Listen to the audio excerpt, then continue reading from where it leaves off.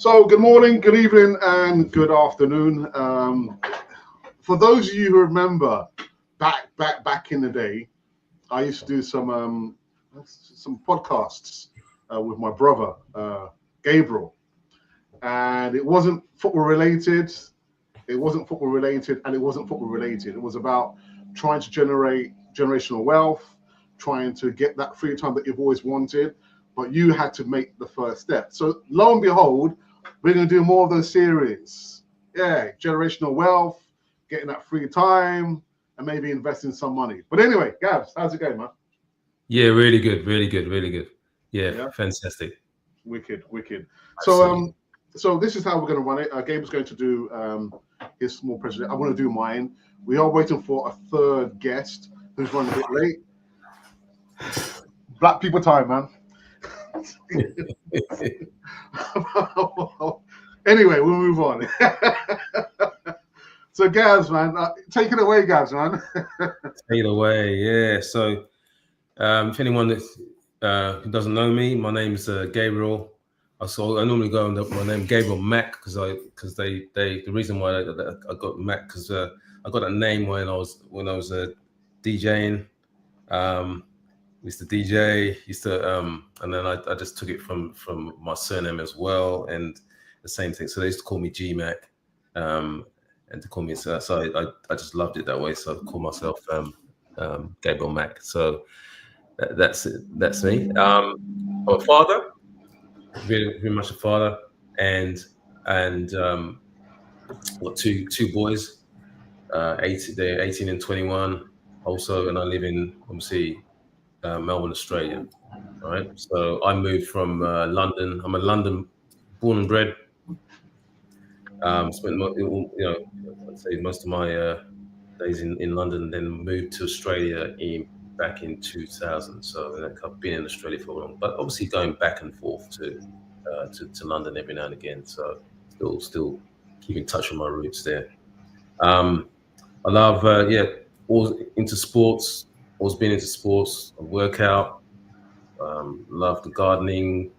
I'm into the philanthropy because I'm now at the point where I'm giving back. So I like working with the charities, and I always like reading about new innovations and opportunities. So there we go. Next. Yeah. Right, my early years, right? So as I said, I grew up in London, UK. London back in the day was, my goodness me, it was fantastic. I think I wouldn't trade it for anywhere else. I think because I learned so much there. People I met, the things we went through. I always call it. I went to the school of hard knocks, because it was that kind of school. Yeah.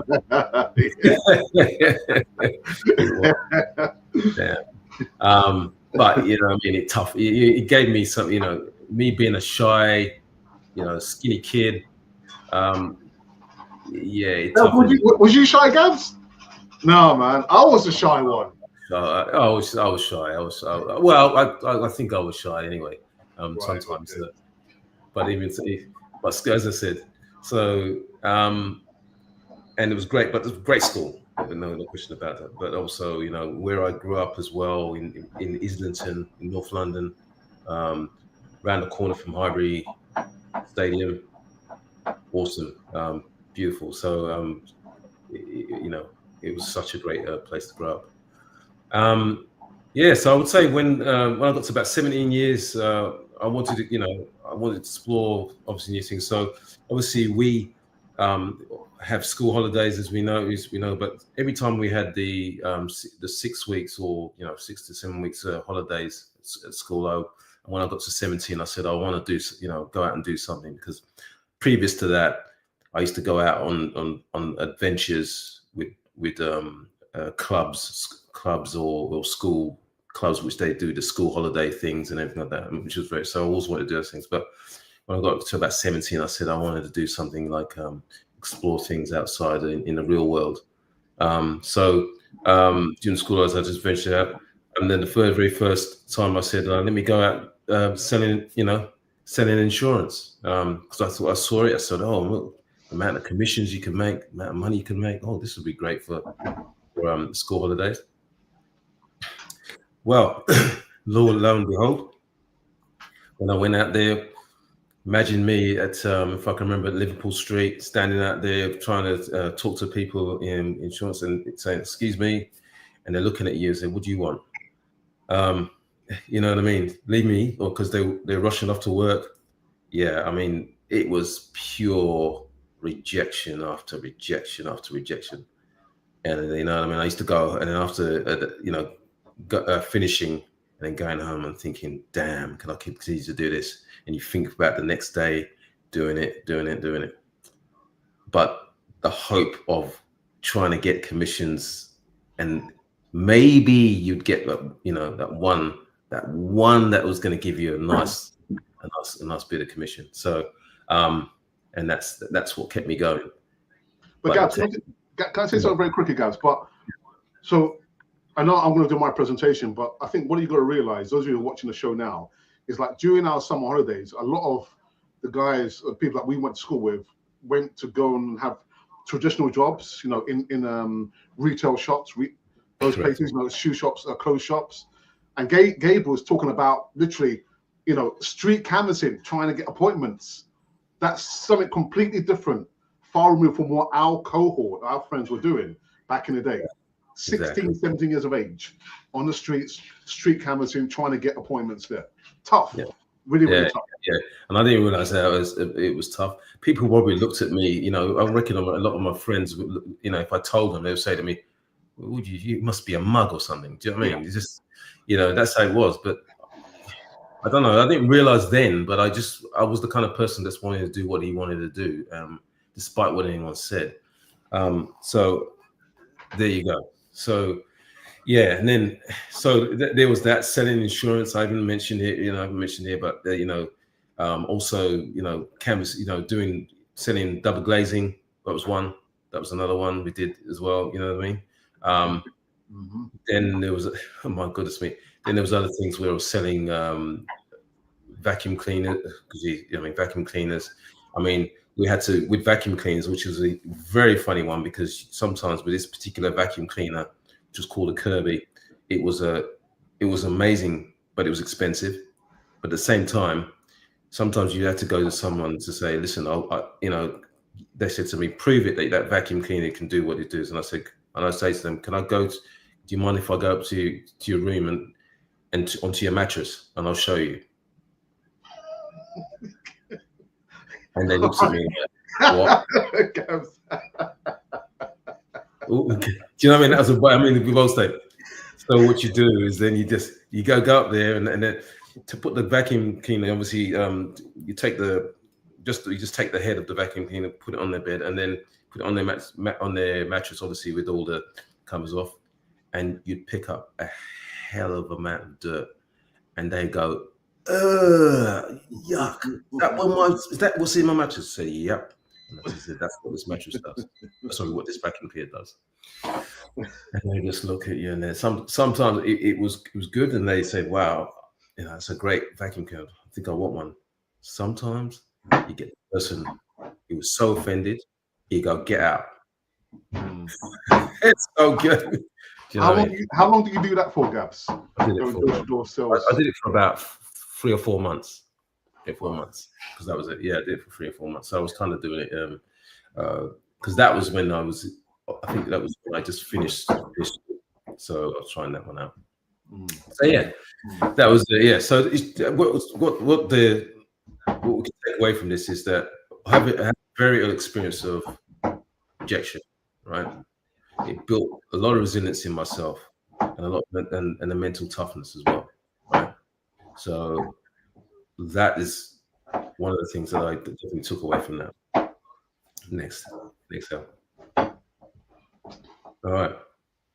So here we go. So from there on, I continued my entrepreneurial ventures, selling vacuum cleaners.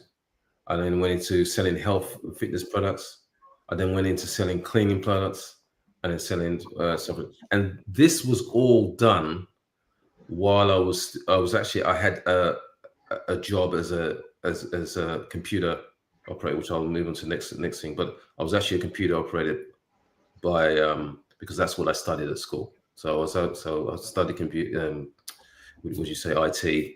Went into that. Went into computer science. Did all that stuff. So I was doing that. So even though I had that job, I was still looking for something that was going to give me something other than what that was giving me. So maybe eventually this was going to give me something far greater. And I knew that this would give me more leverage. Didn't understand it back then, but I knew that this would give me more leverage, right? Secondly, with that, these particular things of selling introduced me to getting into self-help books, because I was also introduced to some of these books.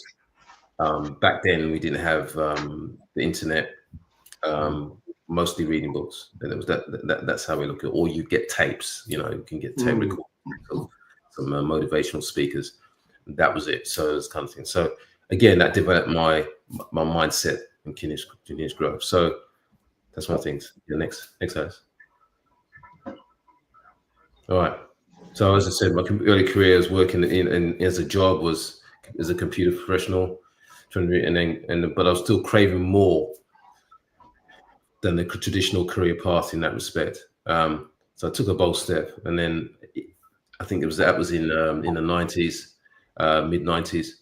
I actually turned around and said, "Oh, look, you know what? I'm going to set myself up as a limited company and start contract work." So I kind of realized I was kind of specialized in my game, but I wanted to take it to the next level and see if I can actually make even more or more income. Based on my skill, right? Rather than just paying me the wage. So I said, all right, I'm going to take this one. And back then, you see, you could leverage in some respect because there were tax breaks. Yeah. And dividends, all that stuff. And then you had your accountant who could do all those tricks. So that's what I did. Next, Alex. All right. So at one point, I was doing 2 contracts. All right. What does that mean? What 2 contracts? Can you imagine that 2 contracts? And as I said, from 7 in the morning, right? So 7 in the morning through to the way I did it, because I worked it out. I said I'll come at 7 o'clock, also 7:30 in the morning till about 4, and then go off to 4 p.m. and then from I leave there and then go to another job to start at 5:30, right? Another contract. And from 5:30, then work through to midnight, possibly 1, depending on how much work was done. So 1, and then go straight home, bed, bang, next door. So I was doing that contract for about, I think I did that for about 3 months, doing that back to back. Yeah. And my goodness, wow. And then, so the thing is about that is then I realized that, okay, great, great income I was getting, fantastic. But look at that. I mean, you, that's not sustainable, right?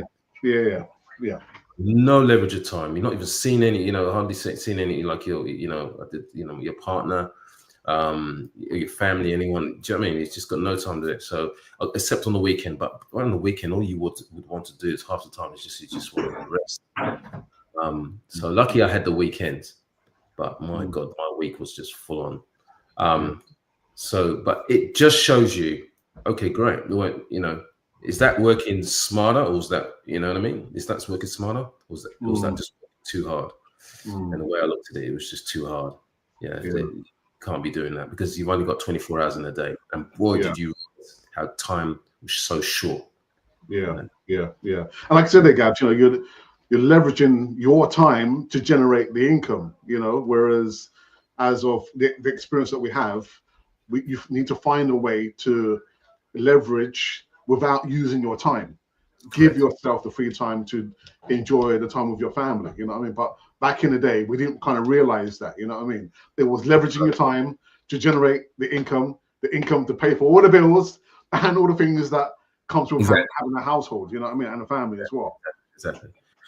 So it. I mean, obviously, this shows you your work, my work ethic, and my hustling, and doing it. But at the same time, I knew, I said, man, I remember looking one day and saying, there's a better way to do this.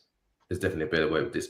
And so if you can see my history and my skills that I'd learnt and everything like that, and then I put sometimes you just have to reflect and go back and go, okay, this is not let's just not only just look at the job. Let's just look at something that's going to, okay, you put the work in, and even when you're working your job, you can do something other than your job in order to give you that time and freedom, right? So therefore, hey, forget about the 2 contracts, just do one, work on something that's going to give you the time and then leverage, and then scale. It's scalable, and then you can then get to the point where your hard work pays off, and then you've got freedom in terms of time and all the things you want to do. Gabs, I remember you told me at one time, literally, you kind of reached your lowest point, and you was looking at yourself in the mirror, and you were saying to yourself, something has to change. I can't continue going on like this. Yeah, but was that your lowest point, Gabs? Yeah, my lowest point, I think it was just that was I think one of my lowest points anyway, because I remember that there was one low back in the 90s when I moved out of my parents' house, and then I was on my own, and I was driving all the way down to Basingstoke to work. I think that was the lowest point because I was not earning that much back then, and that's why I decided to actually go into contract. So that was one low point where I turned around and said, that's got to change. I've got to do something better than this, because I'm not earning. I'm driving to so-and-so. I'm living in a flat here. And every time I pay the bills, I've got hardly anything left. Do you know what I mean? It's almost like I had to really, really figure out how I was going to manage to pay for certain things, and even still, I wanted to go out and meet my friends and all that stuff. So all that thing, that was probably one of my lowest points. But there was also another low point, I think, where during the COVID, just actually at the start of COVID, when I said to myself, that has got to this. I was actually in a good job, and earning good money. But the thing is, I was seeing that the more you're earning, that it's not giving me any satisfaction. It's not, I don't feel that the bills are being, I felt like the debts weren't really going. Yeah. You know what I mean? You just look at that and you go, well, this has got to change. There's something better than this, and that's when I decided, right now, let's look. And again, it was, I guess, another self-reflection, and said to myself, right now, look at all the skills I got. What can I do? Right. So I found something which was going to give me financial freedom, right? And start with that, right? So that's how I looked at it. So when I looked in the mirror, I said, right, this is it. And I went into it, and it's not a case that whether you succeed, you succeed in it. It's the things that you learn. I think how you succeed is what you've learned from it, and the hurdles you come across, and at the same time you then move on to other things, and because you've learned from those mistakes, and you move on, and then it gets better and better every time you move on to the next venture, and it's paid off for me. That's the way I see it. So the thing now, what I do is that I spend most of my time, I guess, as I said, learning about new things. I'm into I'm more into other ventures, things like that. I decided that I'm just, in terms of my work, I can now work part-time if I want to. I can even take time, because now I've gone back into going back into the contracting. I can take 6 months off from that work, and then get into and go into do my other stuff, which I'm doing, like my own ventures, which I love doing. And the things I love doing is, especially as I said, learning about innovative work, or innovative technology, doing all the other things of philanthropy, work for charity, And obviously the leisure things that I do as well, which because I always like to keep fit. One of the biggest things for me is always keeping fit, because I still love it since from the day of 14. I've never stopped. So it's just been one of the things I've always done throughout my life, and actually kept me very, very, very tough-minded in that respect. Yeah, yeah, really, really good. So here I am. So most important thing is that, yes, think about I'm glad I did my side, shifted my mindset. As I said, just shifted my mindset. I said, stop doing what I'm doing. Let's move into something that's going to allow me to grow and grow as a person. And that's the most investing in myself. You know what I mean? And that's mean for everybody. For anybody's got to find what is going to make them grow as a person and be the best at what they can be as a person. And that's very important. Yeah. Well done, Gabs, man. That's a good good intro and presentation there. There is a saying, I can't remember who said this, but those who are actively looking for opportunities, who can't find opportunities, create opportunities. So I'm going to do my presentation just in a little while, but there are some questions here. I'll in the live chat, and I'll put them to Gabriel. But the hardest things that you as a person have to learn is, if you're wanting change, you've got to change yourself first. Don't look for external changes. Don't complain about the government, complain about your family, your friends, your neighbors. You have to be the change. And it's difficult. It's very, very difficult, because I believe we've been hoodwinked, maybe programmed to think we have to rely on external forces. We have to be in a 9-to-5 jobs. And I'll tell you, from a very young age, I was always looking for something different. And I always joke with Gabriel, literally, I remember, going to London Bridge. London Bridge is very iconic here in London. You find in the morning, the rush hour, hordes of people are going in one direction. And I always imagine myself going in the opposite direction. That's the rat race. That's what he's called, the rat race, right? The rat race. Yeah. The rat race, but I always was looking for other things, not trying to be a conformitist. I was always, and I was telling my wife, actually, I wasn't designed to be, an employee. I'm a terrible employee. A terrible employee. I think all my ex-bosses probably didn't like me, because I wasn't a person who was designed to follow people. I was one for people to follow me and do my own thing, but it came at a cost. It came at a cost, That's a very good point. That's a very good point. It's a very good point. See, I will say to my wife, I said, you're a fantastic employee, right? Me, I'm not, because I always find a way to make things, to automate something, to make things, my life so easy. Like, do you know what I mean? I try and look at something and go, no, I don't like the way that's working. Yeah. So I'm going to change it. Yeah. That's me. Yeah. And the thing is, Gab, as my old mentor used to say, Alex, it's easy to highlight problems, but it's more difficult and more challenging for you to come up with a solution. Yeah. People will complain, but if you're going to complain, come up with a solution to fix something or improve something. You know what I mean? But anyway, Gab, there's some questions for you. I'll put them to you. So here's one that says, what advice would you give to anyone looking to make money? Now, Gabs, I don't know whether should we funnel people to you so they can actually contact you, or do you want to? Because that's whatever makes them comfortable, right? I mean, you can give them my contact, but I will just be general here with that answer, right? So, any advice for anyone looking to make money? I tell you this, right? Because I always say this to my boys. I said, you need to, first of all, find something that you're passionate about, right?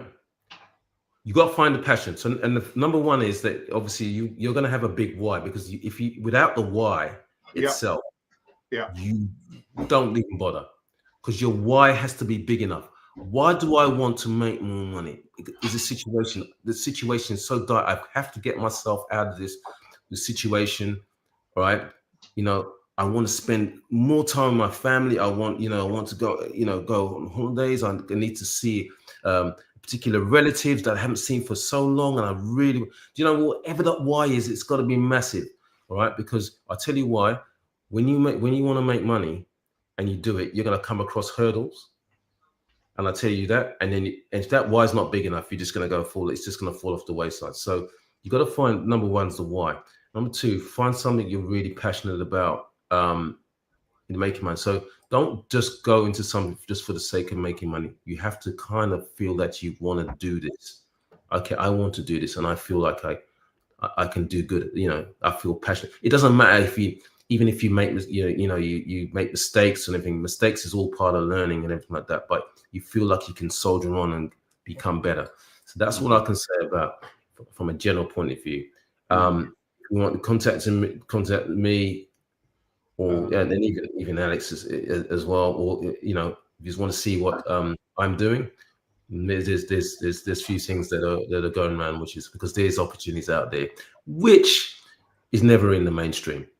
And actually, a little bit of a segue. So, Gabe was talking about the why. You have to start with the why, because you literally, when the storm comes, when you're feeling down, the why should motivate you to overcome all those obstacles. And guess what? We all have obstacles.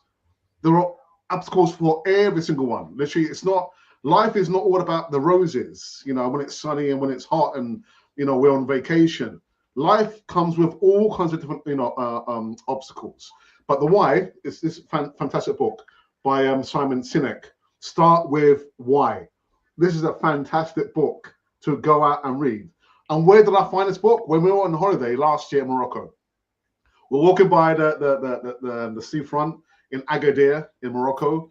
There's this book shop we went in, and a lot of the self-motivation books were in there that I've been looking for hundreds of years. And we saw this one. So Start With Why by Simon Sinek, a great book. Really good book.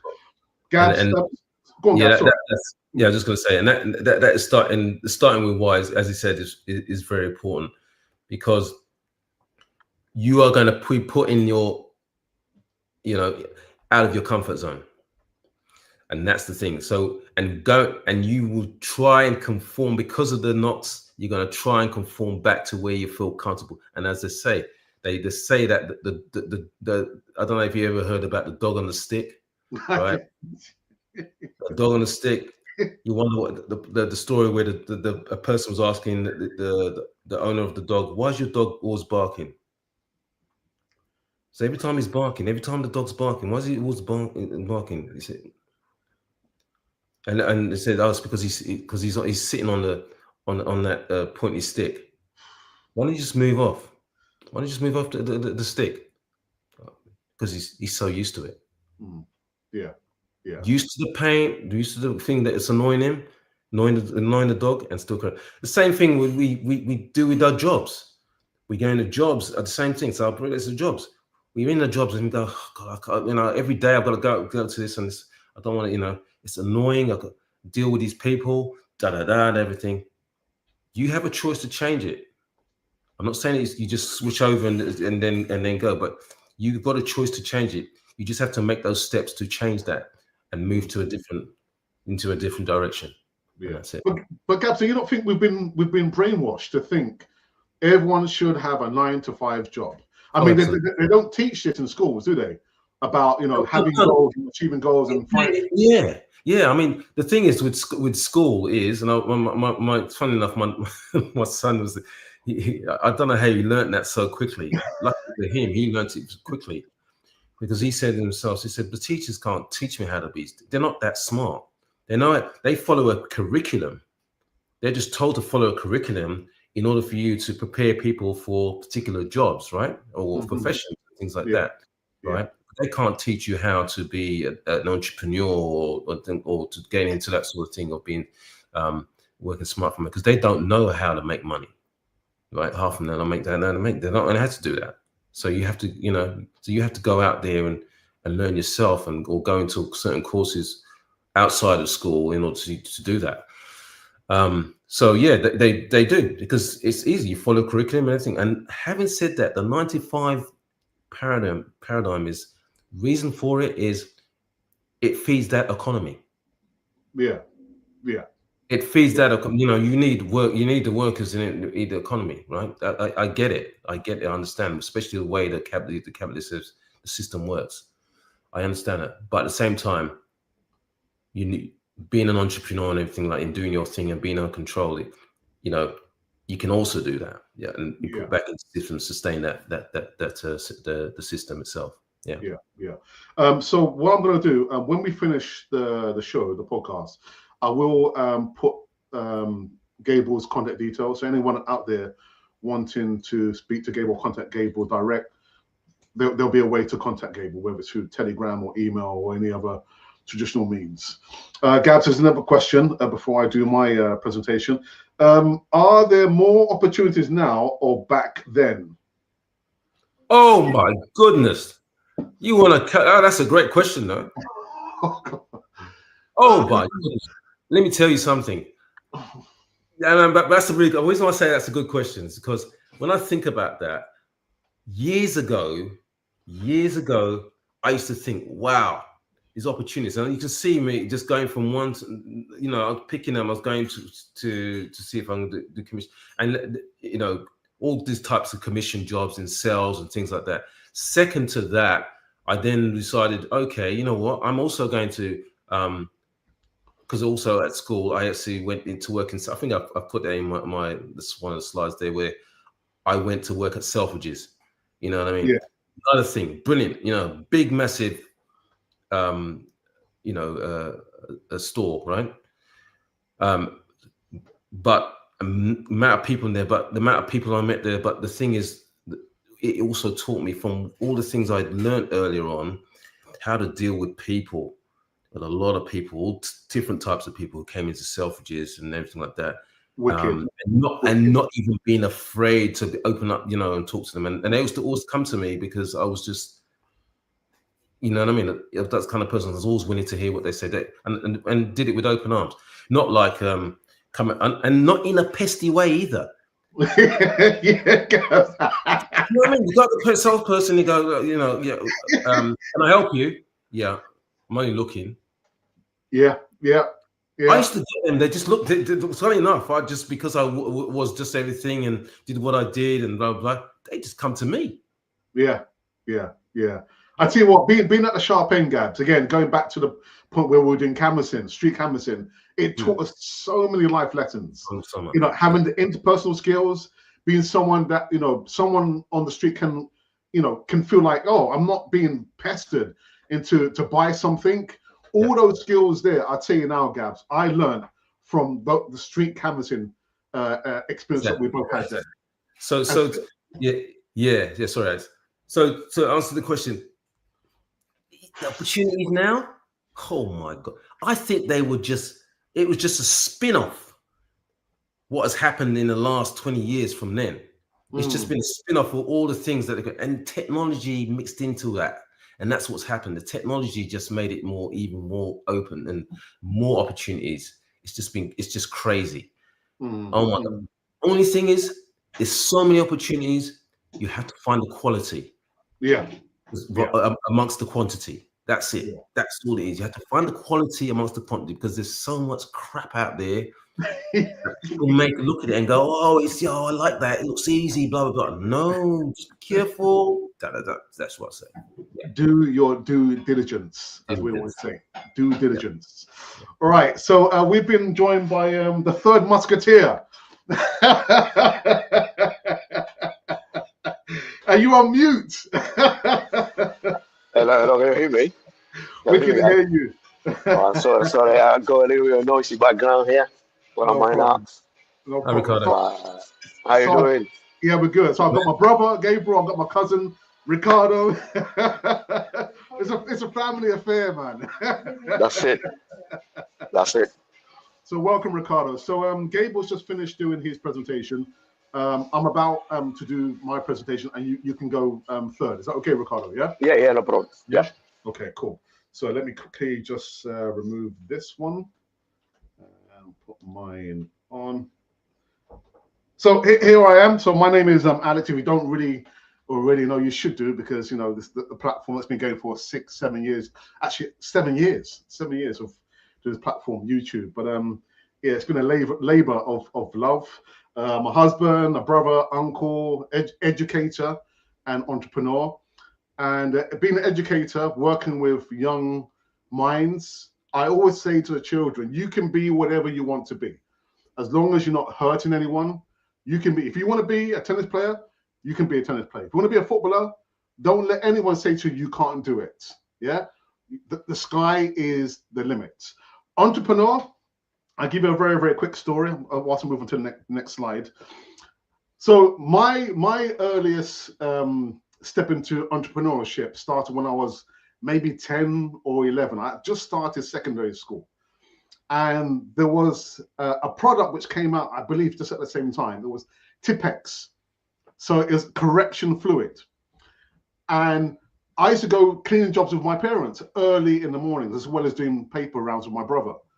So when I was doing cleaning jobs with my mum and my dad, I realized whilst I was cleaning the floor with the Hoover, I saw in the bin that there was discarded bottles of Tipex correction fluid. And there was always a top-up fluid. So if you were kind of running low, you could always put the additional fluid to kind of thin it out and continue using it. So what I used to do, I used to clean the Tipex bottles, use the thinner, go to school on a Monday or a Tuesday and sell the small bottles for 10 pence a bottle, Gabriel. This is before I knew you, Gabriel, because this when I was, so that's what I would have been in year 7. So my first year in a hybrid grove school. And I made a lot of money. I made a lot of money, Gabs. Those days. Yeah. Do you have any more correction fluid? I said, no, I'll get back to you, the next day. So that was my first step into, having my own enterprise, if you could probably use the word enterprise. Now, I do have my own mottos.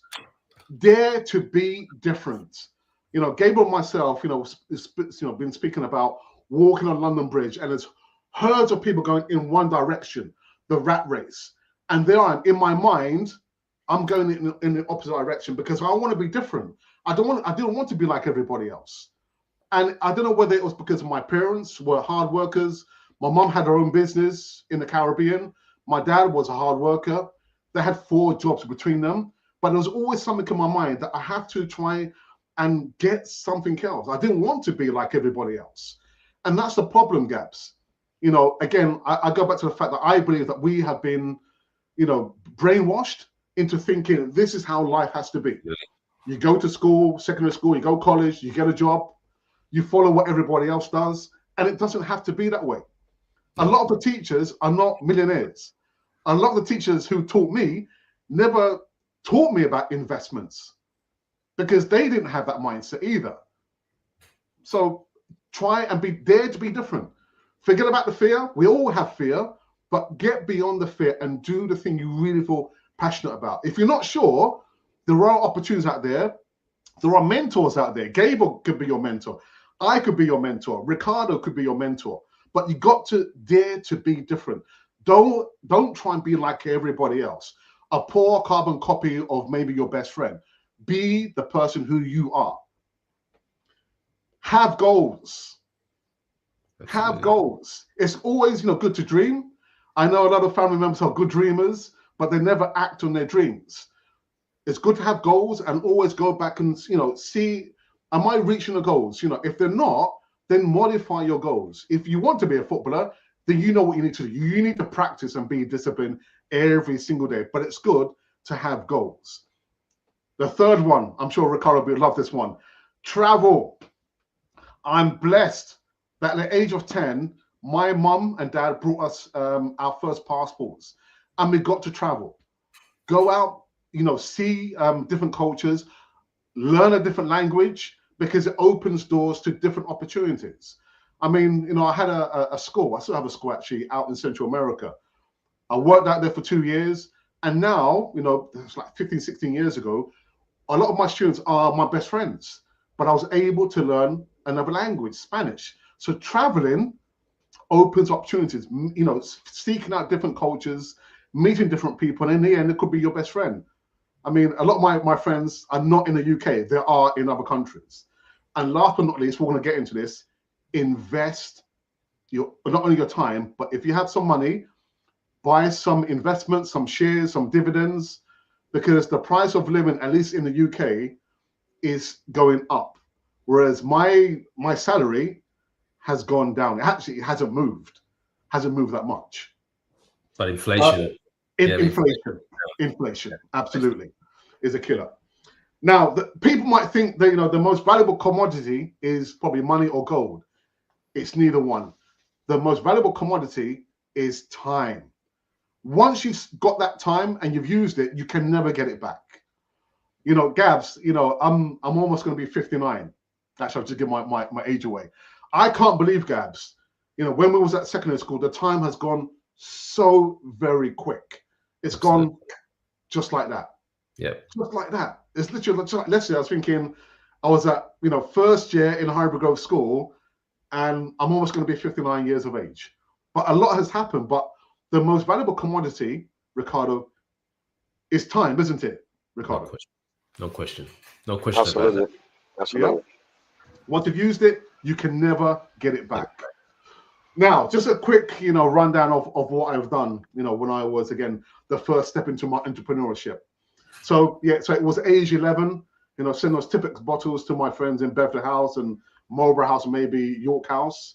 I also started network marketing in the late 80s, early 90s. So I know Ricardo's going to talk about, a network marketing opportunity that we're both in, but I started late 80s, early 90s. Gabs, you also started network marketing. Yeah, as you said, no, 80s, late 80s. 80s. Late 80s. Was it called network marketing back then? It was, wasn't it? Yeah. Yeah, it was called network marketing. Yeah. I think it was network marketing. Yeah, it was that, wasn't it? Yeah. And so, from age 11, I've created 3 companies. 2 have still lasted. One is gone to sleep. It's gone to sleep many years ago.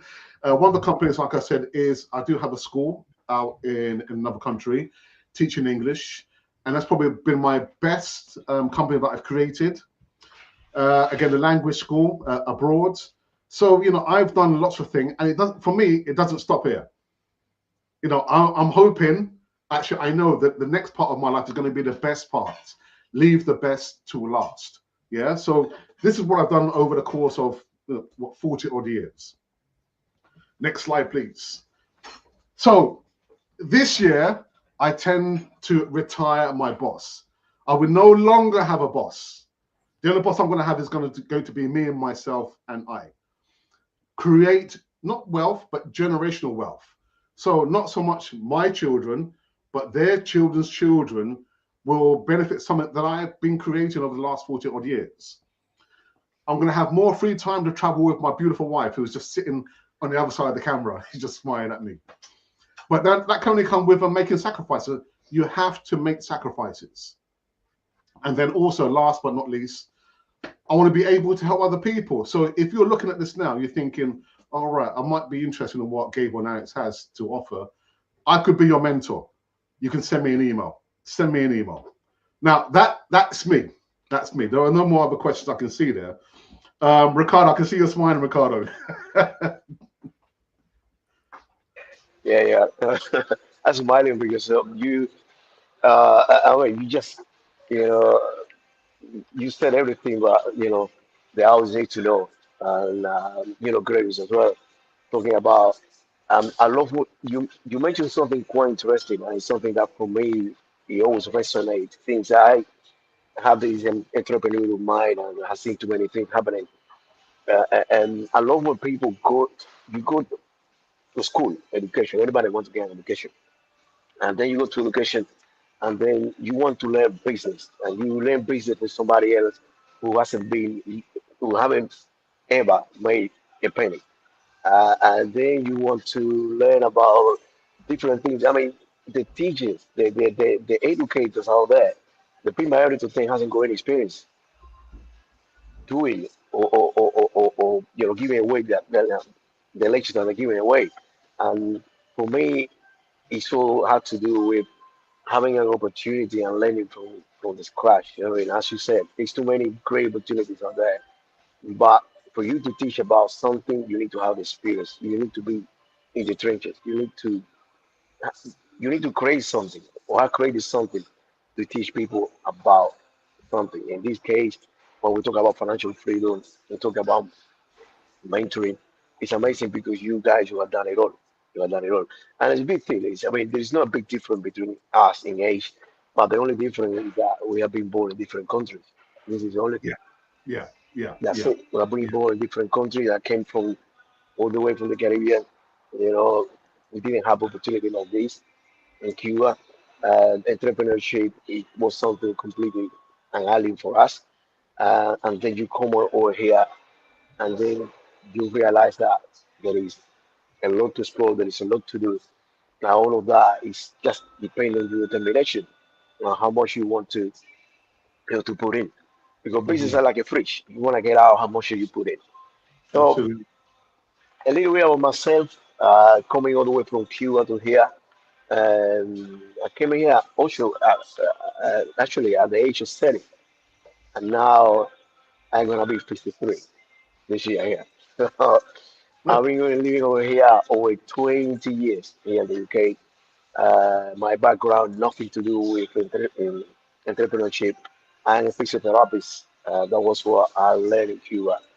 And coming down here and bumping into this amazing opportunity, a work from home opportunity in the travel industry. I was on my way to work on the bus, and the lady who was driving the bus, and then later on became my sponsor. After seeing me taking the bus in the same place for probably a year, she said to me, "Listen, there is an opportunity in the travel industry. I mean, could you be open to have a look at it?" And at that time, my beautiful daughter was only 2 years old. I said, yes, travel. Means, getting on a plane, going to places. I love that. For me, it was all about getting on a plane and having that kind of dream holiday with my daughter. I said, yes, why not? I lost contact with her. A month passed by. I'm bumping into her again. And I asked her for the business. She said to me, come to my house this weekend. I'm having uh, a presentation in my house. I want to be presenting the business to people. I said, yes. I came to the house. I saw the opportunity, and I just fell in love. Can, can you hear me? Can you hear me? Yeah, Can we you hear can hear me? you. We can hear Yeah. you. Yeah, yeah. So Ricardo, Uh, sorry, Ricardo, just on yeah. that. There you go. You found your why, number one, Mhm. and then the secondly, you found your passion, right? There you go. Completely. Yeah. Completely. And something that was introduced to me on the bus. But again, I think at that time I was open. My mind was open. My mind was looking for something that I didn't know how that something looks like. When you are in that kind of a situation where you have done enough work for somebody else all your life, you know your career, you have been successful in your career. I'm did so many great things in Cuba and over here, but I knew that this is not the end. I'm getting old now. I cannot go jump on the floor and get to run with the kids and do exercises with them because for me, I've been all about pediatrics. So I always been specialized in children. But I knew that time was catching up with me. I knew there need to be something else out there. But by the time I couldn't do this anymore. Okay. And I think the opportunity came in. Then I saw There you I started learning about different financial principles. I saw about working from home, helping other people, making money for me was everything. Now this opportunity was this planet marketing. As we always say, we make a living by living. So I think, as you mentioned before, Alex and Gabriel, you're talking about looking for the right company. I think there is too many companies out there, too many Yeah, great businesses out there, yeah. but you need to look for the right one. And more importantly for me is look for something that resonates with you. Look for something that you like, because it's not. Yes, we all can make, we all want to make money, we all want to make the big bucks, but look for something that you can identify to. Look for a product that you enjoy. And for me, I've been travel. Not only because I love traveling, it's Mm. because it's a great experience. Look at Alex. He made it all the way to Costa Rica. He learned Spanish. He created is an amazing opportunity for people to learn English over there. Mhm. Okay, but Alex wanted to do it. That was why I wanted to do it. For me, it was about 2 hours. Again, the leadership. This amazing opportunity has one of the most finest leadership of in the network marketing space. We're talking about Mr. Donald Bradley, an entrepreneur from more than decades of experiences.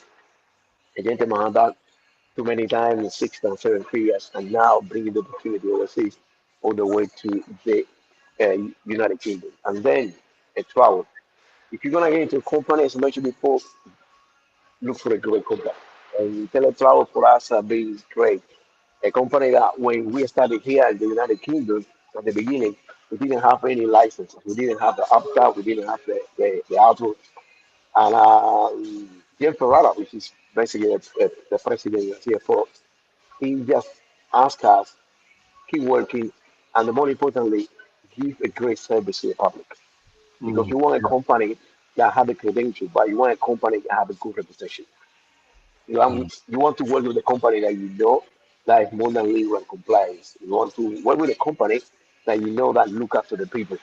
And that is what IntelliCloud is. And for me, was one of the main selling points. I remember being here in London as soon as I joined the company. We were in the one hotel here in London. This is me after probably a year in a company.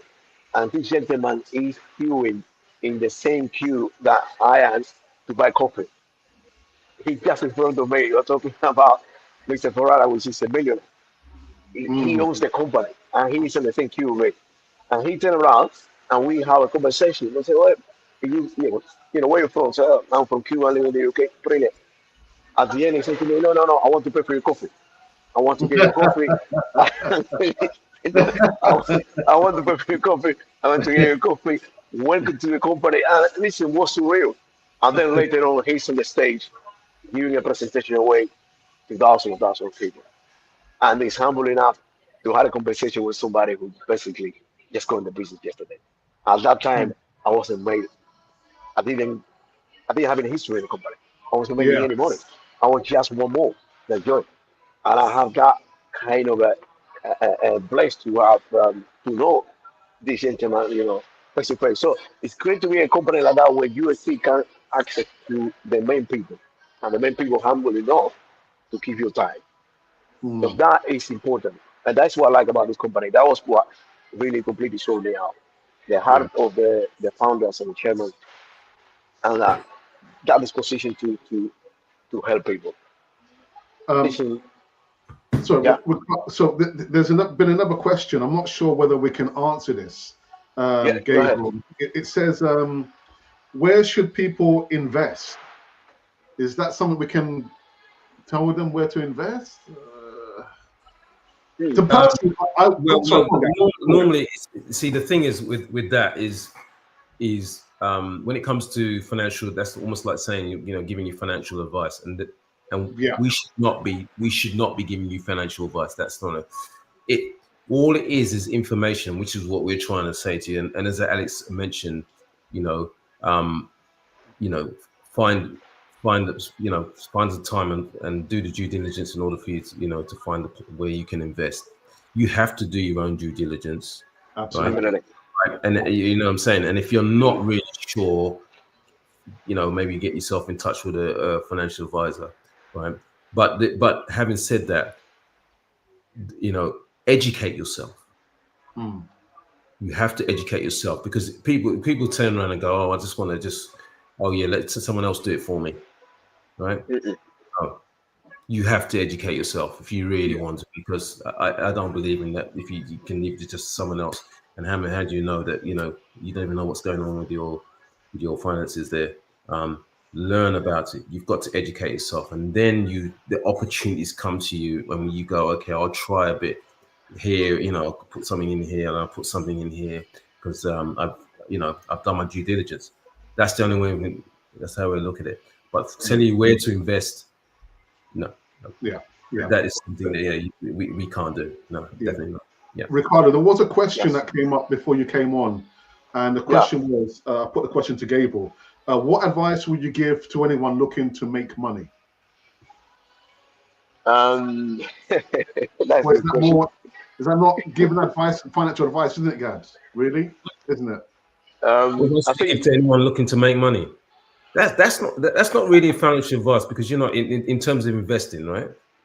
Right. Mm. So, what advice would you give to anyone to make money? And as I said before earlier on, was that general saying, I say no, and I mentioned it about first of all, find your why, and then find something that you would be passionate about, all right? Mm-hmm, mm-hmm, And mm-hmm. and then it all comes. In that respect, it comes. You know what I I mean? mean Gary said something quite important. I mean, get prepared before the opportunity arrives. Do read a book, find some education, get some knowledge about what you want to do. And the other thing is do it. I mean, tons of Absolutely. people want to make money. Yeah. Everybody wants to, but nobody does anything. Just do it. Just do it. Get Yeah. into it. I'll, Get I'll into just it. put in my t-shirt here, isn't it? Just do it, isn't it? Just do it. That that is the best slogan. That is the best slogan ever. Just do it. Just do it. Oh dear. I don't know, Ricardo. Do you have anything else you want to add before we wrap up the podcast? I mean, well, guys, too many great opportunities out there. As you mentioned Yeah. before, it's Yeah. too many great things that you could do. And as you mentioned before, it's the opportunities are bigger than you. I mean, when you get into opportunity, you learn it's about all about helping other people. This is what I like about this type of business is that it's not about you. You get to help other people. This is what we are lack of nowadays, around. So we're looking for people who want to learn, educate yourself, become an entrepreneur, and help other people to do the same thing. Yeah. That's the way we're gonna fight poverty back. Yeah. Yeah, yeah, Yeah. Absolutely. absolutely, Because we're 100%. talking about inflation, and my wages hasn't really moved that much, but inflation is moving quick. So Oh, I know I've spoken with Gable many years before about saving money, invest money in investment. an idea. Let the money work for you. That's Yeah, but correct. put it in Investment. a bank account where you get 0.0112%. If Yeah. that floats your boat, then fair enough. But that's not working for me, man. That's not Yeah. working for me. You And know. so yeah, and so the other thing that when you talk about inflation, I mean, inflation has been. People go, oh man, what about the old days? What about the old days when we could afford this and everything like that? And I'm just looking at it and I look back and I go, no, even with those people back then, right? Things were starting to get, then because when inflation started going up and up and up and up, and it's gone up for decades. So there's nothing different, right? There's nothing different. So even those people back then were struggling. A lot of people struggling back then because the inflation was going down. The people were complaining. It's only when we look at it now we think, oh my gosh, inflation is so high now. Yes, that's because inflation has been rising from back then all the way till Mhm. now, and we're at Yeah, that point. yeah, That's it. yeah, Only difference. yeah. Inflation's still rising. Absolutely. But Gary, I mean, we need to stop that narrative about the old days. The old days are done. We Yeah. have a new days in front of us, and this is Correct. the days that we have. Oh, It's the days that we yeah. need to. Don't look back. Don't look in. Don't keep looking in the rearview mirror. Right. To keep Yeah, looking forward. Right. yeah, That's it. yeah, yeah. Yeah. That's I it. think Les Brown says, this is the age of the entrepreneur. You have to be an entrepreneur now. Don't rely on just one source of income. Rely on a different source of income, but you have to do your homework.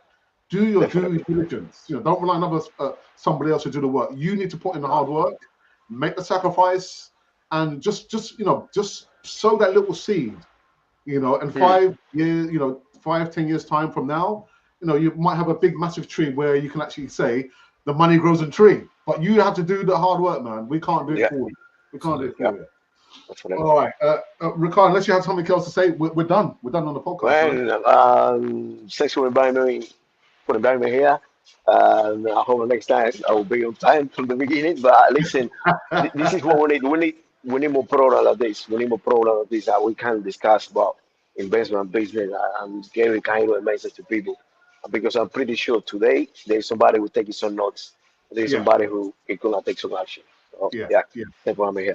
So definitely, you know, we're going to be, you know, here next Saturday, same time, same place. And actually, I made a bit of a booby. I made a bit of a mistake with the timing on YouTube. So yeah, those subscribers kind of missed out. But what I'm going to do, I'm going to upload it again on all platforms.